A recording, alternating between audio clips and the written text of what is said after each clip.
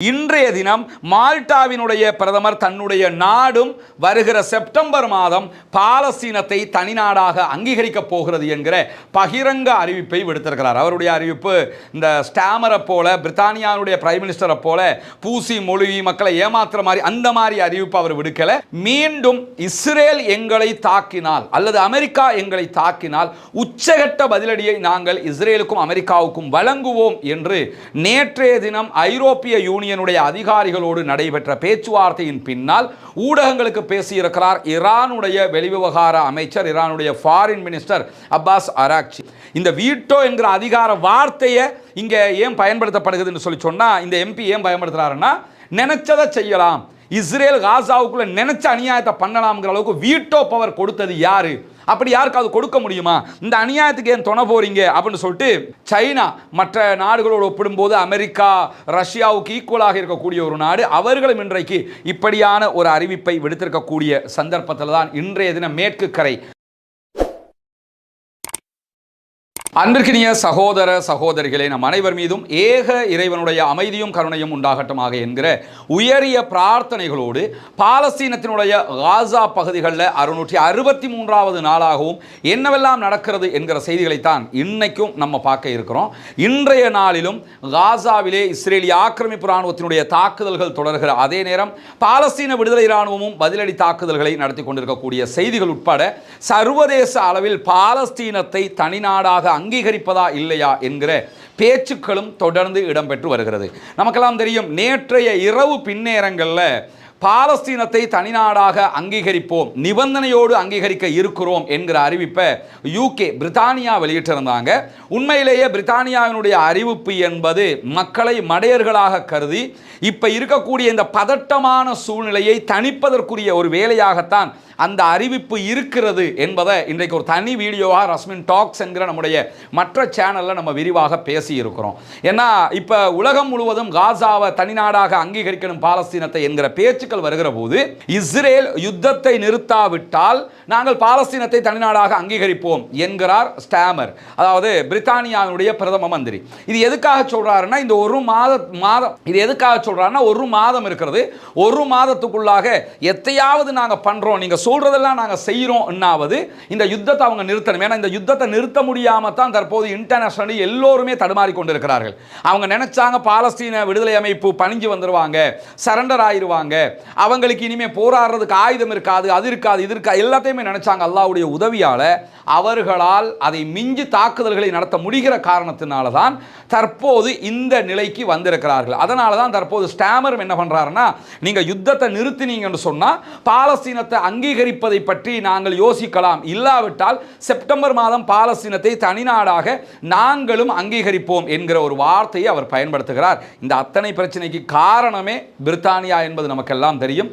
அவர்கள் செய்த அநியாயம் தான் இவ்வளவு பெரிய பிரச்சனையை உண்டாக்கி விட்டிருக்கக்கூடிய சூழல்ல தான் இந்த செய்திகள் வெளியாகி கொண்டிருக்கக்கூடிய நேரத்தில் மீண்டும் இஸ்ரேல் எங்களை தாக்கினால் அல்லது அமெரிக்கா எங்களை தாக்கினால் உச்சகட்ட பதிலடியை நாங்கள் இஸ்ரேலுக்கும் அமெரிக்காவுக்கும் வழங்குவோம் என்று நேற்றைய தினம் ஐரோப்பிய யூனியனுடைய அதிகாரிகளோடு நடைபெற்ற பேச்சுவார்த்தையின் பின்னால் ஊடகங்களுக்கு பேசியிருக்கிறார் ஈரானுடைய வெளிவிவகார அமைச்சர், ஈரானுடைய ஃபாரின் மினிஸ்டர் அப்பாஸ் அராக்சி. நமக்கு தெரியும், 12 நாள் வார் நடைபெற்றது. இந்த 12 நாள் வார்ல இஸ்ரேல் படுதோல்வி அடைந்தது. இஸ்ரேலுக்கு எதிராக ஈரான் இவ்வளவு தத்ரூபமான தாக்குதல்களை நடத்துவார்கள் என்று யாருமே எதிர்பார்க்காத வகையில் இஸ்ரேலுடைய டெல் அவீவ் முழுவதையுமே தாக்கி அழித்து கொண்டிருந்தது ஈரான். 12 நாட்கள்ல அமெரிக்காவே தலையிட்டு கடைசியில் நிறுத்திக்கிடுவோம் என்கிற ஒரு முடிவுக்கு வந்தாங்க. உலக வரலாற்றில் அமெரிக்கா இப்படி ஒரு யுத்தத்தை நிறுத்தியதே கிடையாது. அவர்களாலே முடியாத ஒரு நிலை ஏற்பட்டிருக்கக்கூடிய சூழல்ல தான் மீண்டும் அணு ஆயுத தயாரிப்பு தொடர்பான பேச்சுக்கள் எழுந்து வருகிறது. எங்களுடைய அணு செறிவூட்டலில் எந்த விதமான மைனஸும் எந்த விதமான பின்னடைவும் இல்லை என்கிறது ஈரான். அதை அடிப்படையாக கொண்டு பேசுகிற நேரத்தில் தான் எங்கள் மீது மீண்டும் தாக்குதல் நடத்தினால் கண்டிப்பாக ஏற்கனவே நடத்திய தாக்குதல்களை விட உச்சகட்ட பதிலடி தாக்குதல்களை நாங்கள் வழங்குவோம் என்கிற எச்சரிக்கையும் அவர்கள் விடுத்திருக்கிற அதே நேரம் இன்றைக்கு இஸ்ரேலுடைய ஹரேட்ஸ் பத்திரிகை, ஹரேட்ஸ் ஊடகம் ஒரு முக்கியமான செய்தியை வெளியிட்டிருக்கிறது. அது என்ன செய்தின்னு கேட்டா, இப்போ நமக்கெல்லாம் தெரியும், காசாவுக்குள்ள இந்த உணவு கொடுக்கணும்னு பல பேர் பேரும் பேசுறதை நம்ம பார்த்து வர்றோம். அந்த அடிப்படையில் காசாவில் நாங்களும் உணவளிக்க போகிறோம் என்கிறார் அமெரிக்காவினுடைய அதிபர் டொனால்ட் ட்ரம்ப். இதுவெல்லாமே இந்த உணவை கொடுத்துட்டோம், பாலஸ்தீனத்தை தனிநாடாக அங்கீகரிக்க தேவையில்லை என்கிற ஒரு செய்தியை உண்டாக்குறதுக்காக செய்கிற வேலை என்பது அனைவருக்கும் தெரியும். ஆனாலும் இந்த சூழல்லையும் காசாவுக்குள்ள உணவு கொண்டு போகிற நேரத்தில், காசாவுக்குள்ள அந்த உணவு பகிர்கிற நேரத்தில் ஐநாவினுடைய அதிகாரிகள் மற்றவங்க காசாவின் நிலையை வீடியோ எடுக்கிறார்கள், காசாவின் நிலையை செய்திகளாக்குறாங்க. ஆல்ரெடி காசாவுக்குள்ள காசாவினுடைய நிலை எப்படி இருக்கிறது என்பதை அல் ஜசீரா தொடர்ந்து காட்டிக் கொண்டிருந்தாலும் சர்வதேச ஊடகங்கள் பலதும் அதை காட்டாமல் இருக்கிறது. குறிப்பாக பிபிசியாக இருக்கலாம், அல்லது ராய்ட்டராக இருக்கலாம், சிஎன்என் இருக்கலாம், இவங்க யாருமே இந்த வீடியோக்களையோ இந்த புகைப்படங்களையோ காட்டுறதில்லை. ஆனால் இப்போ உள்ள நிலைமை என்னன்னு கேட்டால், உணவு கொடுப்பதற்கு மொத்தமாக திறந்து விட்டால் ஊடகங்கள் உள்ளே வந்து விடுவார்கள். ஊடகங்கள் உள்ளே வந்தார்கள் என்றால் புகைப்படங்கள் எல்லாம் வெளியே வந்தது என்று சொன்னால் காசா எந்த நிலையில் இருக்குதுன்னு வெளிநாட்டில் இருக்கிற, குறிப்பாக யூரோப்பில் இருக்கிற வெஸ்ட் நாடுகள் இருக்கக்கூடிய மக்களுக்கு தெரிய வந்தால் அது இஸ்ரேலுக்கு இன்னும் பின்னடைவாக மாறும் என்கிற காரணத்தினால உடனடியாக இன்றைக்கு இஸ்ரேல் என்ன பண்றாங்கன்னு சொன்னா, உள்ளே ஊடகவியலாளர்கள் பத்திரிகையாளர்கள் காசாவுக்குள் வந்தால் அல்லது வீடியோ எடுக்கிற யாராவது காசாவுக்குள் வந்தார்கள் என்று சொன்னால் நாங்கள் காசா மக்களுக்கு உணவு கொடுக்க மாட்டோம் அப்படிங்கிறாங்க. இது என்னடா வம்பா போச்சு? உள்ள பத்திரிகைக்காரன் உள்ள வந்தால் சாப்பாடு தர மாட்டோம் பார்த்துக்கன்னு சொன்னால் எதுக்காக சொல்கிறான்னு கேட்டால், உள்ளே வந்தாங்கன்னா நிலைமையை வீடியோ எடுத்துருவாங்க. இப்போ இருக்கிற அல் ஜசீராவில் மட்டும் போகிறது எல்லா உலக நாடுகளுக்கும் மற்ற ஊடகங்களையும் போயிரும் என்கிற பயத்தில் கோழை இராணுவம், கோழை அரசாங்கம், யூத கோழைகள் இப்படியான அறிவித்தலை இன்றைக்கு செய்திருக்கிறார்கள் என்பதையும் ஹரேட்ஸ் பத்திரிகை, இஸ்ரேலுடைய பத்திரிகையே இன்றைக்கு விமர்சனத்தோடு இந்த செய்திகளை வெளியிட்டிருக்கக்கூடிய சூழல்ல இன்றைக்கு இஸ்ரேல் நடத்தி வருகிற இந்த யுத்தம் தொடர்பாக சர்வதேச மனிதாபிமான அமைப்பு விடுத்திருக்கக்கூடிய செய்திகளில் காசாவில் 20,000 குழந்தைகள் ஊட்டச்சத்து குறைபாட்டால் மருத்துவமனைகளில் வாடிக்கொண்டிருக்கிறார்கள் என்கிறார்கள். 20,000 பிள்ளைகள் மருத்துவமனையில் வாடிக்கிட்டு இருக்குதுன்னா நீங்கள் எப்படி புரிஞ்சுக்கிறோம்னு கேட்டால், நம்ம ஊரில் இருக்கிற ஹாஸ்பிட்டல் மாதிரி புரிஞ்சுக்கிற கூடாது. டென்ட்டுக்குள்ள, கூடாரத்துக்குள்ள, வெயிலில், இந்த மாதிரி இதுதான் மருத்துவமனை. அங்கே மருத்துவமனை எல்லாமே அழிக்கப்பட்டிருக்கிறது. அங்கே மருத்துவமனைன்னு நம்ம ஊரில் இருக்கிற மாதிரி மருத்துவமனைகள் எல்லாம் கிடையாது. எல்லாம் டென்ட்டுக்குள்ள, முகாம்களுக்குள்ள தான் இருக்குது. 20,000 குழந்தைகளுக்கு இந்த நிலை இருக்கிற அதே நேரத்தில் 5 வயதுக்குட்பட்ட 3 லட்சம் குழந்தைகளும் 1,50,000 கர்ப்பிணி தாய்மார்களும் பாலூட்டும் தாய்மார்களும் ஊட்டச்சத்து மருந்தில்லாமல் தவிக்கிறார்கள் என்கிற செய்திகளும் ஆபத்தான செய்திகளும் வெளியாகிறது. 3 லட்சம் பிள்ளைகளுக்கு ஊட்டச்சத்து மருந்தில்லை, தலை பெருத்த, வயிறு வீங்கிய நிலையில், உடலெல்லாம் மற்ற பகுதியெல்லாம் மெலிந்த நிலையில் காசாவினுடைய குழந்தைகளை நம்ம இப்போ பார்க்க முடிகிறது. அல்லாஹ் தான் அவர்களுக்கு அருள் புரிய வேண்டும். இப்படி 3 லட்சம் குழந்தைகளுக்கு இந்த நிலையும் 1,50,000 கர்ப்பிணி தாய்மார்கள் மற்றும் பாலூட்டும் தாய்மார்களுக்கு இந்த நிலையும் ஏற்பட்டிருக்கிறது என்கிறது சர்வதேச மனிதாபிமான அமைப்பு என்கிற செய்திகளும் இன்றைக்கு வெளியாகி இருக்கிற அதே தருணத்தில், பாலஸ்தீனத்தை தனிநாடாக அங்கீகரிக்க போகிறோம் என்று பிரான்ஸ் சொன்னதற்கு பிறகு பல நாடுகளும் இதை பற்றிய கதையாடல்களை ஆரம்பித்திருக்கக்கூடிய நேரத்தில் இன்றைய தினம் மால்டாவினுடைய பிரதமர் தன்னுடைய நாடும் வருகிற செப்டம்பர் மாதம் பாலஸ்தீனத்தை தனிநாடாக அங்கீகரிக்க போகிறது என்கிற பகிரங்க அறிவிப்பை விடுத்திருக்கிறார். அவருடைய அறிவிப்பு இந்த ஸ்டாமரை போல, பிரித்தானியாவுடைய பிரைம் மினிஸ்டரை போல பூசி மொழிவி மக்களை ஏமாத்துற மாதிரி அந்த மாதிரி அறிவிப்பு அவர் விடுக்கல. வெளிப்படையாகவே மால்டா எதிர்வருகிற செப்டம்பர் மாதம் நடைபெற இருக்கிற ஐநா சபையினுடைய கூட்டத்தொடரில் பாலஸ்தீனத்தை தனி நாடாக அங்கீகரிக்கும் என்று சொல்லியிருக்கிறார். அல்ஹம்துலில்லாஹ், அல்லாஹ்வினுடைய ஒரு அருள் தான் இதுவும்.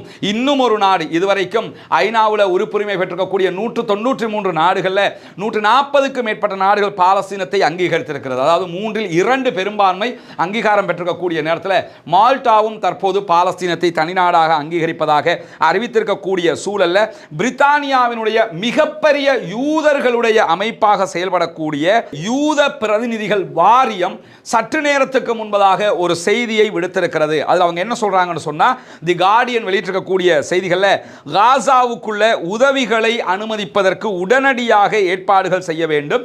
நீண்ட காலமாக காசாவுக்குள்ள உதவி போகாமல் இருக்குது. காசாவுக்கு உதவி கிடைக்கிற அத்தனை வழிகளையும் திறந்து விட வேண்டும். மோதலில் ஈடுபட்டிருக்கக்கூடிய எந்த ஒரு தரப்பினரும் உணவை யுத்தத்தினுடைய ஆயுதமாக பயன்படுத்தக்கூடாது. எனவே காசாவுக்குள்ள உணவு போகிறதுக்கு அனுமதி கொடுங்கள் என்கிறது பிரித்தானியாவினுடைய மிக பெரும் யூத அமைப்பு என்கிற செய்தியும் வெளியாகி இருக்கிறது. வெளிநாடுகளில் இருக்கக்கூடிய யூதர்களுடைய அமைப்புகள் ஓரளவுக்கு மனசாட்சியோடு மனிதநேயத்தோடு நடந்து கொள்கிறார்கள், அதில் எந்த மாற்றமும் இல்லை. ஆனால் இஸ்ரேலுக்குள்ளே இருக்கக்கூடியவங்களும் தான் முழுக்க இந்த அநியாயத்தையும் அக்கிரமத்தையும் செய்கிறார்கள் என்பதையும் சர்வதேசமே பார்த்து கொண்டிருக்கக்கூடிய நேரத்தில் தான் இன்றைக்கு பிரித்தானியாவினுடைய எம்பியாக இருக்கக்கூடிய ஜெர்மி கோர்பின் அவர்கள் ஒரு அறிக்கையை விடுத்திருக்கிறார். இஸ்ரேல் மீது உலகத்தில் இருக்கக்கூடிய அத்தனை பேரும் கடுமையாக நடக்க வேண்டிய தருணமாக இந்த தருணம் இருக்கிறது என்கிறார். இஸ்ரேலை நம்ம சாதாரணமாக கடந்து போகக்கூடாது. இனப்படுகொலையை செய்யக்கூடிய இந்த நாட்டோடு எந்த விதமான ஆயுத ஏற்றுமதிகளையும் யாரும் செய்யக்கூடாதுங்கிறார். ஏன்னா பிரித்தானியாவே ஆல்ரெடி இஸ்ரேலுக்கு ஆயுத ஏற்றுமதி பண்ணிக்கிட்டு தான் இருக்கிறாங்க, அதை நிறுத்தணுங்கிறாரு. இஸ்ரேல் விரும்பியதை செய்கிற வீட்டோ அதிகாரத்தை அவர்களுக்கு கொடுத்திருக்கிறார்கள். யார் இதெல்லாம் கொடுத்ததுன்னு கேட்கிறாரு. வீட்டோ பவருங்கிறது ஆக்சுவலி எங்கே இருக்கும்னு கேட்டால் ஐநாவினுடைய அந்த 5 நாடுகள், அமெரிக்கா, பிரித்தானியா, பிரான்ஸு, சீனா, ரஷ்யா, இந்த நாடுகளுக்கு தான் இருக்குது. இந்த வீட்டோ என்கிற அதிகார வார்த்தையை இங்கே ஏன் பயன்படுத்தப்படுகிறதுன்னு சொல்லி சொன்னால், இந்த எம்பி ஏன் பயன்படுத்துகிறாருன்னா, நினைச்சதை செய்யலாம், இஸ்ரேல் காசாவுக்குள்ள நினைச்ச அநியாயத்தை பண்ணலாம்ங்கிற அளவுக்கு வீட்டோ பவர் கொடுத்தது யாரு? அப்படி யாருக்காவது கொடுக்க முடியுமா? இந்த அநியாயத்துக்கு ஏன் துணை போறீங்க அப்படின்னு சொல்லிட்டு இஸ்ரேலோடு நம்ம அத்தனை பேரும் கடுமையாக நடக்க வேண்டிய நேரமாக இது இருக்கிறது என்று சொல்லி இஸ்ரேலோடு கடுமையாக நடக்கிற அதே நேரம் பாலஸ்தீனத்தை நாம் தனி நாடாக அங்கீகரிக்க வேண்டும் என்பதையும் சப்தமாக சொல்ல வேண்டும் என்கிற ஒரு வார்த்தையும் அவர் இன்றைக்கு பயன்படுத்தி இருக்கக்கூடிய சூழலும் உருவாகி இருக்கிறது. அல்ஹம்துலில்லாஹ்னு சொல்லி பிரித்தானியாவினுடைய ஆளும் வர்க்கத்தை சேர்ந்தவர்களே பாலஸ்தீன தனிநாடு தொடர்பாக இன்றைக்கு பேசுகிற நிலை உருவாகி இருப்பதும் ஒரு வரவேற்கத்தக்க ஒரு நிலையாக இருக்கிற அதே நேரம் சீனா இன்றைக்கு ஒரு விடுத்திருக்கக்கூடிய ஒரு அறிக்கையில் என்ன சொல்றாங்கன்னு சொன்னா, இஸ்ரேல் ராணுவ நடவடிக்கைகளை தொடர்ந்து அதிகரித்துக் கொண்டு வருகிறது காசாவுக்குள். இதை பொறுத்துக் கொள்ள முடியாது, இதை ஏற்றுக்கொள்ள முடியாது. இஸ்ரேல் தன்னுடைய ராணுவ நடவடிக்கைகளை, அப்பாவிகளை கொள்வதை உடனடியாக நிறுத்த வேண்டும் என்று சீனா இன்றைக்கு அறிவித்திருப்பது மட்டுமல்லாமல் அந்த பகுதியில் மக்கள் எதிர்கொள்ளக்கூடிய உணவு இன்மை, தண்ணீரின்மை, மருந்து இன்மைக்கு உடனடியாக தீர்வு காண வேண்டும், அந்த மக்களை அப்படியே விட்டுவிட முடியாது என்கிற ஒரு அறிவிப்பையும் இன்றைக்கு சைனாவும் விடுத்திருக்கிறாங்க. உலக நாடுகள் எல்லாமே திறந்து நிற்குது. சைனா மற்ற நாடுகளோடு ஒப்பிடும்போது அமெரிக்கா, ரஷ்யாவுக்கு ஈக்குவலாக இருக்கக்கூடிய ஒரு நாடு, அவர்களும் இன்றைக்கு இப்படியான ஒரு அறிவிப்பை விடுத்திருக்கக்கூடிய சந்தர்ப்பத்தில் தான் இன்றைய தினம் மேற்கு கரை வெஸ்ட் பேங்க்ல இருக்கக்கூடிய ஜெனின், நப்லஸ், ஹெப்ரான் ஆகிய பகுதிகளையும் இஸ்ரேலிய ஆக்கிரமிப்பு ராணுவம் தாக்குதல்களை நடத்தி வருகிறது.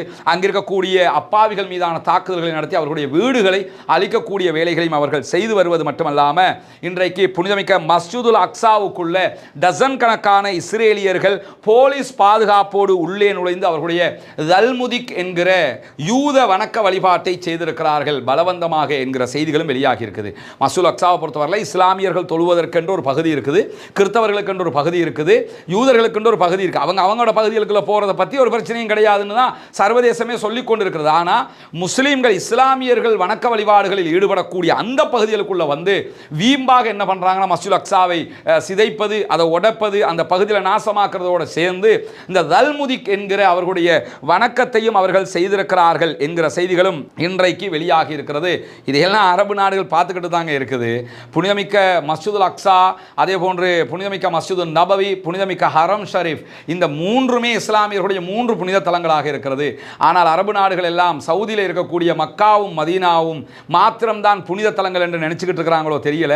ஏன்னா 3வது இருக்கக்கூடிய புனித தலத்தை கண்டும் காணாமல் அவர்கள் இருக்கிறார்கள். இந்த 3மே நமக்கு முதலிடம் மக்காவிலே இருக்கக்கூடிய காபா, 2வது இடம் புனித மஸ்ஜிது நபவி, 3வது இடமாக மஸ்ஜிதுல் அக்ஸா இருக்கிறது. இந்த ஜெருசலத்தில் அமைந்திருக்கக்கூடிய பள்ளிவாள் இருக்கிறது. ஆனால் இதை அரபுகள் கண்டும் காணாமல் இருக்கக்கூடிய காட்சிகளையும் இந்த உலகத்தில் நம்ம வாழுகிற காலத்திலேயே பார்த்து கொண்டிருக்கிறோம் என்பதுதான் மிக கவலையான நிலையாக இருக்கிற நேரத்தில் தான் இன்றைக்கு 3 தாக்குதல்களை கான் யூனிஸ் பகுதிகளில் இஸ்ரேலிய ஆக்கிரமிப்பு ராணுவத்தினுடைய சோல்ஜர்ஸ்கள் மீது நடத்தி இருப்பதாக பாலஸ்தீன விடுதலை ராணுவம் அறிவித்திருக்கிறது. அவர்களுடைய வெஹிக்கிள்ஸ்கள் மீதும், அவர்களுடைய வெஹிக்கிள் மேலையும், அதே நேரத்தில் அவர்களுடைய ராணுவத்தின் மீதும் இந்த தாக்குதல்களை நடத்தி இருப்பதாக சொல்லியிருக்கிறார்கள். இதிலே எத்தனை பேர் கொல்லப்பட்டிருக்கிறார்கள், எத்தனை பேர் காயமடைந்திருக்கிறார்கள் என்கிற செய்திகள் இதுவரை வெளியாகவில்லை. ஆனால் 3 தாக்குதல்களை நடத்தி இருக்கிறார்கள் என்கிற செய்திகள் வெளியாகி இருக்கிறது. தொடர்ந்தும் பாலஸ்தீன அப்பாவிகளுக்காக பாலஸ்தீன விடுதலை ராணுவம் தாக்குதல்களை நடத்துகிறது, போராடுகிறது. தொடர்ந்தும் அவர்களுடைய பணியை அவர்கள் செய்து வருகிறார்கள். மறுபுறமாக தோஹா கத்தாரில் பேச்சுவார்த்தை குழுவும் அவர்களுடைய பணியை செய்து வரக்கூடிய நேரத்தில் தான் தற்போது இப்போது பாலஸ்தீன சுதந்திர தேசம் தொடர்பான பேச்சுக்கள் எழுந்திருக்கிறது. பிரார்த்தனைகளை விட்டுவிடாதீர்கள். தொடர்ந்தும் அல்லாஹ்விடத்திலே கையேந்துங்கள். தொடர்ந்தும் அல்லாஹ்விடத்திலே பிரார்த்தனை செய்யுங்கள். பாலஸ்தீன அப்பாவிகளுக்காக கையேந்தி கொண்டே இருங்கள். அல்லாஹு தாலா அந்த மக்களுக்கு அருள் புரிய வேண்டும், அந்த மக்களுக்கு அருள் பாலிக்க வேண்டும் என்கிற பிரார்த்தனைகளோடு இஸ்ரேல் ஆக்கிரமிப்பு இராணுவத்திற்கு எதிராக குனூத்து நாசிலாவை ஓத மறந்து விடாதீர்கள் சகோதரர்களே, நண்பர்களே, தாய்மார்களே. அதே போன்று இஸ்ரேலிய ஆக்கிரமிப்பு இராணுவத்திற்கு எதிராக ஜனநாயக ரீதியாகவும் பாலஸ்தீன அப்பாவிகளுக்காக குரல் எழுப்புவோமாக. வாஹிர் தஅவானா அல்ஹம்துலில்லாஹி ரப்பில் ஆலமீன். நமக்கெல்லாம் தெரியும், பொத்துவில் பகுதிகளில் நம்ம ஒரு 14 வீடுகள் கட்டுகிற திட்டத்தை செஞ்சு வர்றோம் கடந்த ரமலான்ல இருந்து. அதில் ஒரு 5 வீடுகள் கட்டுகிற பணி முழுமையாக முடிஞ்சிருச்சு அல்ஹம்துலில்லாஹ்னு. அந்த வீடுகளை கையளிக்கிற வேலையை தான் இன்னைக்கு நம்ம செஞ்சுக்கிட்டு இருக்கிறோம். அதில் 2வது வீடு இது சகோதரர் ரியாஸுக்குரிய வீடு. ரியாஸை பற்றி ஒன்று சொல்லணும். என்னென்னு சொன்னால், அவர் ஒரு கடலுக்கு தொழிலுக்கு போகிறவர், இஸ்லாத்துக்கு வந்த சகோதரர். இதே நேரத்தில் நான் சொன்னால் ரியாஸ் தப்பாக எடுத்துக்கிறவாரோ தெரியல, இவர் இந்த வீட்டை கட்டணுங்கிற ஒரு நிர்பந்தத்தில் அவங்களோட மனைவி ஃபாரின் போயிருந்தாங்க. இப்போ இந்த வீடு கட்டி முடிஞ்சதோடு நாங்கள் வர்றோம், அவங்களோட மனைவி வந்துட்டாங்க வீட்டுக்கு. அப்போ கேட்கும்போது என்ன சொன்னாருண்டா, நான் இதுக்குத்தான் நினைப்பேன், அந்த வீடு நீங்கள் கட்டி தந்துட்டீங்க, எனவே நாங்கள் இனி சந்தோஷமாக இருப்போம். பரவாயில்ல தான் ரியாஸ் இதை சொன்னதுக்கு? பிரச்சனை சரியா? அதனால் உண்மையிலே எங்களுக்கு சந்தோஷம். அது அவங்களோட ஒய்ஃப் வெளிநாட்டுக்கு வேலைக்கு போயிருந்தாங்க, இப்போ அல்ஹம்துலில்லாஹ் வந்துட்டாங்க, பிள்ளைகளை பார்த்துக்கொண்டு இப்போ அல்ஹம்துலில்லாஹ் இருக்கிறாங்க. இப்போ ரியாஸ் எப்படி இருக்குது வீடு? பிரச்சனை வாங்க பார்ப்போம். இதுக்கு நாங்கள் விழா எல்லாம் நடத்தி ரியாஸ் இந்த இதெல்லாம் வைக்கல நாங்கள், ஏன்னா அதுக்கு ஒரு 2 லட்சம் 3 லட்சம் செலவழியும். எதுக்கு அதை நாங்கள் அடுத்த வீட்டுக்கு நாங்கள் போட்டோம். சரியா? இன்ஷா அல்லாஹ் எங்களோட அடுத்த வீட்டு கட்டுமானங்கள் வரும்போது உங்களால் முடிஞ்ச உதவிகளை செஞ்சோம். இதுதான் ரியாஸ்ல வீடு நம்ம கொடுத்துருக்கக்கூடிய 2வது வீடு. அல்ஹம்துலில்லாஹ் அவங்க பொருட்களையும் அவங்க எடுத்து போட்டிருக்கிறாங்க. மாஷா அல்லாண்டு இது கிச்சன். சொரவா கிச்சன் அவங்க எல்லாம் மாஷா அல்லாண்டு ரெடி பண்ணியிருக்கிறாங்க. ஓகே, உங்கள் எல்லோருடைய உதவியாலையும் மாஷா அல்லான்னு சொல்லி இந்த குடும்பமும் சந்தோஷமாக இருக்குது. ரியாஸ் உங்களுக்கு சந்தோஷமா? நல்ல சந்தோஷம் தானே? நிறைய சந்தோஷம். சரியா? உங்கள் வீடு உங்களை கையில் ஒப்படைச்சிட்டோமே. மாஷா அல்லாஹ். சரியா? தந்தை இதுக்கு உதவி செஞ்ச எல்லாருக்கும் துவா செய்யுங்க. மாஷா அல்லாஹ். ஏண்டா இதெல்லாம் சிறுக நம்ம சேமித்தது, ஒன்றும் ஏண்ட காசு இல்லை. ஒவ்வொரு நாளும் வீடியோ காசாவில் நடக்கிற அநியாயங்களை நம்ம பேசுகிற போது இந்த அநியாயங்களோடு சேர்த்து தான் இங்கே இருக்கிற அவலங்களையும் நம்ம சொல்லியிருக்கிறோம். எனவே அந்த மக்கள், அதை பார்க்குற எல்லா மக்களும் உள்நாட்டில் வெளிநாட்டில் எல்லோருமே நமக்கு உதவி செஞ்சுருக்கிறாங்க. 140 ரூபா, 200 ரூபா, 5000 ரூபா, 2000 ரூபா, 10,000 ரூபா, இப்படி சின்ன காசு. பிறகு ஒரு உண்டியலை கூட போன வாரம் ஒருத்தர் கொண்டாந்து தந்திருந்தார், ஒரு 9500 ரூபா சம்திங், அதுலேயும் இருந்தது. அப்போ இப்படியெல்லாம் சேர்த்து தான் இதெல்லாம் நாங்கள் முடிச்சிருக்கிறோம். எனவே மார்க்க கட்டமைப்போடு இருங்க, அல்லாஹுடைய கட்டளைகளை பின்பற்றுகிற அந்த காரியங்களோட சிறப்பாக இருக்கிற அதே நேரத்தில் அந்த மக்களுக்காகவும் தினந்தோறும் துவா செய்யுங்க. இன்ஷா அல்லாஹ் நிறைய இதுக்காக அந்த மக்கள் எல்லோருமே சிரமப்பட்டிருக்காங்க. இன்னும் ஒரு 9 வீடு கட்டணும் இன்ஷா அல்லாஹ். அல்லாஹ் அதுக்கும் அருள் புரியணும்னு சொல்லி துவா கேளுங்க. உங்கள் வீட்டை உங்கள்கிட்ட ஒப்படைச்சிட்டோம். சரிதானே? சரி, ரொம்ப சந்தோஷம். உங்களோட மனைவி திரும்ப வந்துட்டாங்கங்கிறதும் பெரிய சந்தோஷம் எங்களுக்கு. எங்களால் உங்களுக்கு அப்படி ஒரு உதவி நடந்திருக்கு இந்த மக்கள் அத்தனை பேராலையுங்கிறது பெரிய மகிழ்ச்சி தான் எங்களுக்கு. சரிதானே? ஏதாவது சொல்ல நினைக்கிறீங்களா மக்களுக்கு? நான் சொல்லிக் கொடுக்குறது, எனக்கு நிறைய கனவு ஒன்று இருந்தேன், அந்த கனவு எனக்கு நிறைவேற்றி, அதனால் ரொம்ப சந்தோஷப்படுறேன். நான் இப்படி ஒரு கனவு நான் நிறைய காலங்கள் நான் இப்படி நினைச்சுன்னு இருந்தேன். எனக்கு அமைஞ்சிட்டு என் பிள்ளைகள் இப்போ நிம்மதியாக படக்கக்கூடிய அளவுக்கு நிம்மதியாக ஒழுவாமல் சாமக்கியாமல் நிம்மதியாக படக்கக்கூடிய அளவுக்கு இப்போ எனக்கு நிம்மதியாக அந்த அளவுக்கு நான் நன்றி சொல்லி. அல்லாஹ் போதுமானவன். அல்லாஹ் அவங்களோட எண்ணங்களை பேசாக்குவான் இன்ஷா அல்லாஹ். உங்களுக்கும் இது திருப்தியாக இருக்குதுங்கிறது எங்களுக்கு பெரிய திருப்தியாக இருக்குது ரியாஸ். சரியா? நல்ல திருப்தி. ரொம்ப இந்த வீடு கட்டுகிற நேரத்தில் நம்மளோட ஃபௌமிக்கு ரொம்ப ஹெல்ப்பாக இருந்தார். ஃபௌமி வாங்க, எல்லாரையும் பேசக்கல, உங்களை பேச முடியலுமா? வாங்க. இந்த 5 வீடுகளையும் இதுவரைக்கும் அடுத்து மீது இன்னும் 9 வீடு இருக்குது. இந்த ப்ராஜெக்ட் எல்லாத்தையும் பண்ணுறது தளபதி தான் நமக்கு இங்கே. ரியாஸ் ரொம்ப ஒத்துழைப்பாக, இவர் கடல் வேலைக்கு போகிறவர், சூப்பர்வைசர் மாதிரி இருந்தார். வீட்டு வேலை நடக்கிற டைமில் ரியாஸ் கடலுக்கும் போக மாட்டார், இங்கே நின்று வீட்டு வேலை அவரும் ஒத்துழைப்பாக இருப்பார். மாஷா அல்லான்னு சொல்லி துவா செய்யுங்க எல்லாரும் இன்ஷா அல்லாஹ். சரிதானே ரியாஸ்? சந்தோஷம் தானே? சந்தோஷம். ஓகே. நாங்கள் போகிறோம் உங்களோட வீடு நாங்கள் வந்தால் எனக்கு அது வந்தால் ஒரு பிளேன் ஒன்று தாங்க இன்ஷா அல்லாஹ். சரி சந்திப்போம் இன்ஷா அல்லாஹ். இதுதான் நம்ம அடுத்து கட்ட இருக்கிற இடம். 4 வீடுகள் கிட்டத்தட்ட இவரில் கட்ட முடியும். இந்த வேலைகளும் நீங்கள் தருகிற உதவிகளை கொண்டு தான் நம்ம செய்ய இருக்கிறோம்ங்கிறதுனால நீங்கள் தான் இதற்கும் உதவ வேண்டும். அல்லாஹ் உங்களுக்கு அருள் புரிய வேண்டும். உங்கள்கிட்ட தான் நம்ம இதை கேட்க முடியும். காசாவில் நடக்கக்கூடிய அநியாயங்கள் தொடர்பான வீடியோக்களை பார்க்கக்கூடிய சகோதரர்கள் நீங்கள் தான் இதுக்காக அள்ளி அள்ளி தர்றீங்க. சிறு தொகையாக இருந்தாலும் உங்களால் முடிந்ததை நீங்கள் தர வேண்டும் என்று நம்ம கேட்டுக்கிட்டு இருக்கிறோம். சதகத்துல் ஜாரியாவாக ஜகாத்து பணத்தையும் ஜகாத்து பெறக்கூடிய 8 கூட்டத்தாரில் ஒரு கூட்டத்தார் முஅல்லஃபத்துல் குலூப், உள்ளங்கள் ஈர்க்கப்படுகிறவர்கள் என்று அல்லாஹு தாலா சொல்லி காட்டுகிறான். எனவே இந்த இஸ்லாத்தை ஏற்றுக்கொண்ட சகோதரர்களும் அதிலே ஒரு குரூப்பாக இருக்கிறதுனால உங்களுடைய ஜகாத் நிதிகளையும் நீங்கள் தாராளமாக அதற்காக தர முடியும். இதில் மொத்தம் 4 வீடுகள் இந்த லேண்டுக்குள்ளே கட்ட முடியும். இந்த லேண்டும் நம்ம விலை கொடுத்து வாங்கியிருக்கிறோம் அல்ஹம்துலில்லாஹ்னு சொல்லி. ஏற்கனவே கட்டப்பட்ட ஒவ்வொரு வீடுகளும் 25 லட்சங்கள் சுமார் ஒவ்வொரு வீட்டுக்கு நம்ம செலவழிச்சிருக்கிறோம். முழுமையாக கம்ப்ளீட்டடாக ஒவ்வொரு வீட்டையும் நம்ம செஞ்சு கொடுத்துருக்கிறோம்.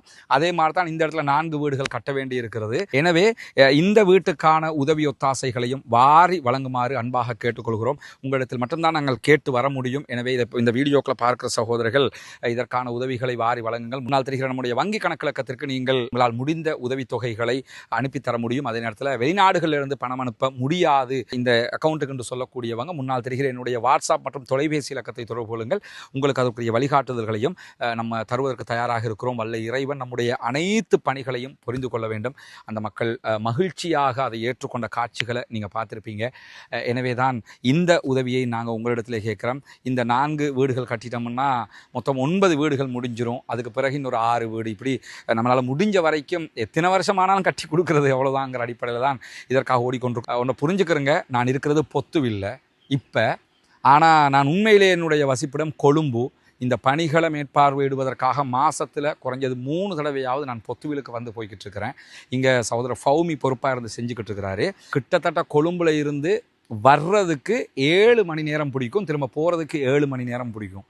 இந்த நேரங்களையும் செலவு செய்து தான் நான் இதுக்காக வர்றேன். ஏன்னா நீங்கள் தருகிற பணம் சரியாக போய் சேரணுங்கிறதுக்காக வல்ல ரஹ்மான் நம்முடைய பணிகளை ஏற்றுக்கொள்வானாக. அல்லாஹ்விடத்தில் நிறைய பிரார்த்தனை செய்யுங்கள். எனக்காகவும் பிரார்த்தனை செய்யுங்கள். பாலஸ்தீனம் வெற்றி பெற வேண்டும் என்றும் பிரார்த்தனை செய்யுங்கள். அஸ்ஸலாமு அலைக்கும் வரஹ்மத்துல்லாஹி வபரகாத்துஹு.